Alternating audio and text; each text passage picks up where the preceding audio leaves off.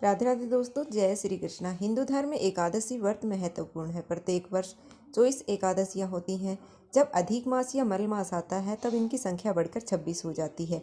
जया एकादशी जो माघ मास के शुक्ल पक्ष की एकादशी तिथि है। इस विषय में भगवान श्री कृष्ण कहते हैं कि माघ एकादशी जो कि जया एकादशी कहलाती है, अत्यंत ही पुण्य फलदायी है। इस एकादशी का व्रत करने से व्यक्ति निजी योनि जैसे भूत प्रेत पिशाच की योनि से मुक्त हो जाता है। जया एकादशी के दिन सुबह जल्दी उठकर भगवान श्री हरि विष्णु का ध्यान करें और व्रत का संकल्प लें। स्नान ध्यान करने के बाद मंदिर में एक चौकी लगाकर भगवान विष्णु की मूर्ति या तस्वीर की स्थापना करें। माता लक्ष्मी जी की भी स्थापना करें।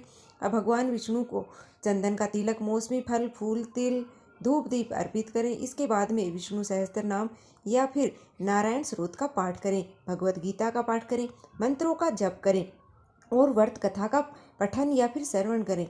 फिर सारा दिन उपवास रखकर हो सके तो रात्रि जागरण करके एकादशी के अगले दिन यानी कि द्वादशी तिथि को ब्राह्मणों को भोजन कराएं। अपनी सामर्थ्यता के अनुसार दान दक्षिणा आदि दें या फिर किसी निर्धन जरूरतमंद व्यक्ति को आप दान की सामग्री देकर उसके बाद भोजन ग्रहण कर सकते हैं। भोजन सात्विक होना चाहिए।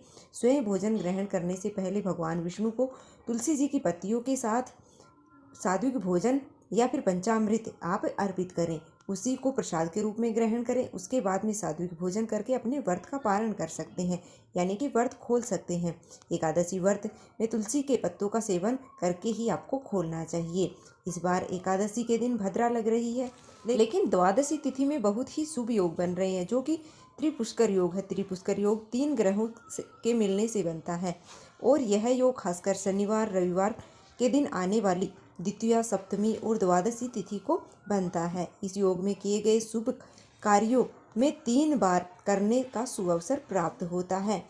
इस योग में नया घर, जमीन, गाड़ी, अन्य संपत्ति खरीदना बहुत ही शुभ होता है। त्रिपुष्कर योग में किसी भी काम को करते समय खास सावधानी बरतनी चाहिए, क्योंकि इस समय किए गए कामों का फल 3 गुना मिलता है। इसलिए इस दौरान कर्ज लेने से बचना चाहिए। साथ ही वस्तुओं को बेचने या कर्ज देने से कीमती वस्तुओं को खोना इस दौरान बहुत ही अशुभ माना जाता है। 3 गुना लाभ मिलने वाले इस योग के दौरान धन संबंधित शुभ काम करने चाहिए।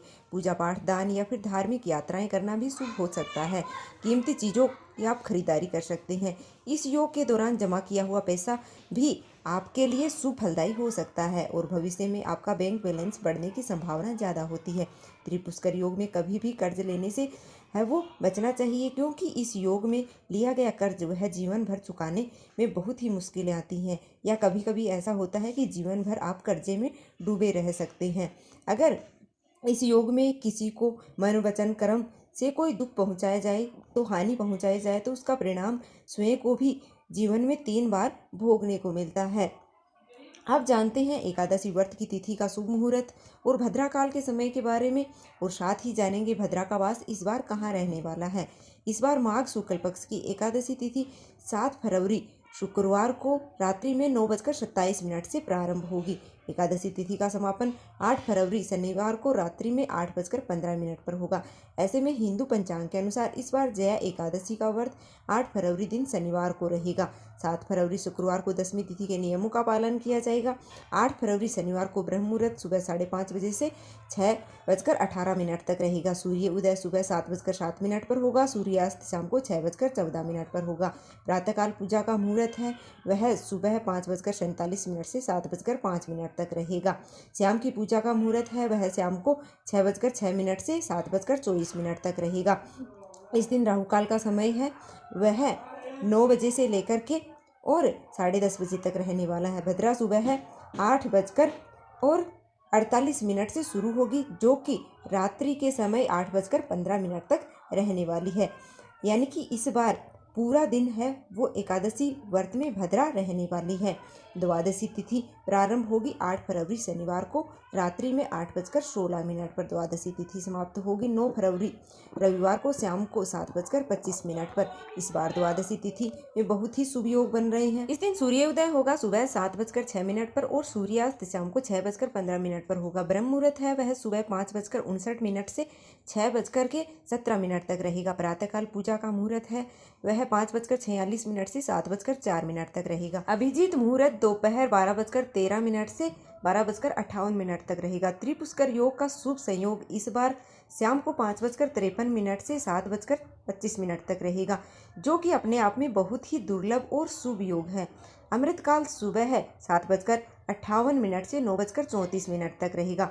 राहु काल शाम को 4:30 बजे से 6 बजे तक रहेगा। एकादशी व्रत खोला जाएगा, यानी कि व्रत का पारण किया जाएगा 9 फरवरी दिन रविवार को सुबह 7:07 से 8:55 के बीच में। हालांकि जो लोग किसी कारण से सुबह व्रत ना खोल पाए, वह दोपहर 1 बजे से 3 बजे के बीच में व्रत खोल सकते हैं, क्योंकि इस बार द्वादशी तिथि रविवार को सारा दिन रहने वाली है। इस बार भद्रा का वास स्वर्गलोक में रहेगा, इसलिए यह भद्रा पृथ्वी लोक पर अशुभ नहीं मानी जाएगी। इसलिए आपको इस बार भद्रा का विचार नहीं करना चाहिए और कोई भी पूजा पाठ हो या दान, व्रत खोलना हो या कहीं भी जाना हो, आप अपने काम आसानी से कर सकते हैं। तो यह थी आज की वीडियो। उम्मीद है आपको पसंद आई होगी। वीडियो पसंद आई तो लाइक कर दीजिएगा और चैनल पर नए हो तो चैनल को सब्सक्राइब करना बिल्कुल भी मत भूलिएगा और कमेंट बॉक्स में जय श्री हरि विष्णु अवश्य लिख दीजिएगा। मिलते हैं फिर से एक और वीडियो के साथ।